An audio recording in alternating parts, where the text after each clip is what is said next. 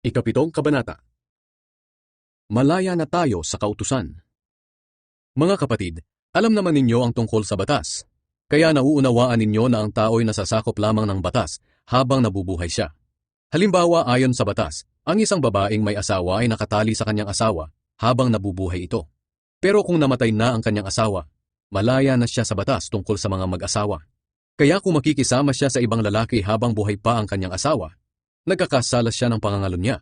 Pero kung patay na ang kanyang asawa, malaya na siya sa batas tungkol sa mga mag-asawa. At kung mag-asawa man siyang muli, hindi siya nagkakasala ng pangangalo niya. Ganyan din ang nangyari sa inyo, mga kapatid. Malaya na kayo sa kautusan sa pamamagitan ng pagkamatay ni Kristo. Muli siyang nabuhay at kayo'y pinag-isa sa Kanya para maging kapakipakinabang sa paglilingkod sa Diyos. Noong namumuhay pa tayo sa dati nating pagkatao, ang masamang pagnanasa ang nagahari sa ating katawan at pinukaw pa ng kautusan, kaya gumawa tayo ng mga bagay na nakapagdudulot ng kamatayan. Pero ngayon ay malaya na tayo sa kautusan, dahil namatay na tayo sa kautusang ito na dating umalipin sa atin. Ang ating paglilingkod ngayon sa Diyos ay hindi na ayon sa dating buhay na dulot ng kautusan, kundi sa bagong buhay na dulot ng banal na Espiritu.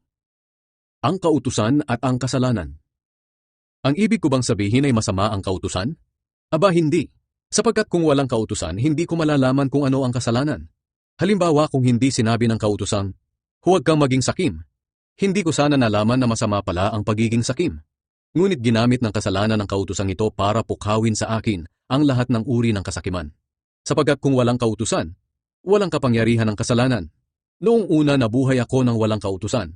Pero nang malaman ko ang kautusan, nalaman kong ako pala'y makasalanan at nahatulan na ng kamatayan. Kaya ang kautusan na dapat sana'y magbibigay ng buhay ang siya pang nagdulot sa akin ng kamatayan. Sapagkat ginamit ng kasalanan ng kautusan para dayain ako. At dahil dito nahatulan ako ng kamatayan, dahil hindi ko masunod ang kautusan.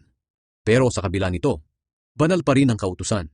Ang bawat utos nito ay banal, matuwid, at mabuti. Nangangahulugan ba na ang mabuting bagay pa ang siyang nagdulot sa akin ng kamatayan? Aba, hindi. Ang kasalanan ang siyang nagdulot nito. Ginamit ng kasalanan ng kautusan na isang mabuting bagay para ako'y mahatulan ng kamatayan.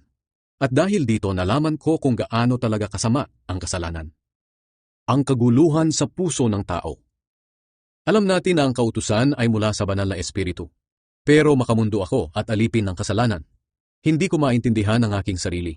Dahil ang mabubuting bagay na gusto kong gawin ay hindi ko magawa. Pero ang mga bagay na ayaw kong gawin ang siya kong ginagawa. At kung ayaw ko ang mga ginagawa kong masama, ibig sabihin nito'y sumasang-ayon ako na tama nga ang sinasabi ng kautusan. Kaya hindi talaga ako ang gumagawa ng masama, kundi ang kasalanang likas sa akin. Alam kong walang mabuti sa akin. Ang tinutukoy ko ay ang makasalanan kong pagkatao. Dahil kahit gusto kong gumawa ng mabuti, hindi ko ito magawa.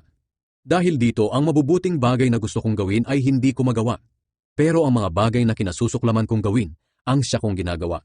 Kung ginagawa ko man ang ayaw kong gawin, hindi na ako ang talagang gumagawa nito, kundi ang kasalanang likas sa akin. Ito ang natuklasan ko tungkol sa aking sarili. Kung ibig kong gumawa ng mabuti, hinahadlangan ako ng kasamaang likas sa akin. Sa kaibuturan ng aking puso nalulugod ako sa kautusan ng Diyos. Pero may napapansin akong ibang kapangyarihan na kumikilos sa aking pagkatao, na sumasalungat sa pagsunod ko sa kautusan na alam ko. Dahil dito naging alipin ako ng kapangyarihan ng kasalanang likas sa aking pagkatao. Kawawa naman ako. Sino ang magliligtas sa akin sa makasalanan kong pagkatao na nagdudulot sa akin ng kamatayan?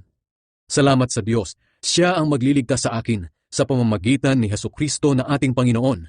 Ito ang aking kalagayan. Ang kaisipan ko ay nagpapasakop sa kautusan ng Diyos, pero ang aking makasalanang pagkatao ay nagpapasakop sa kapangyarihan ng kasalanan.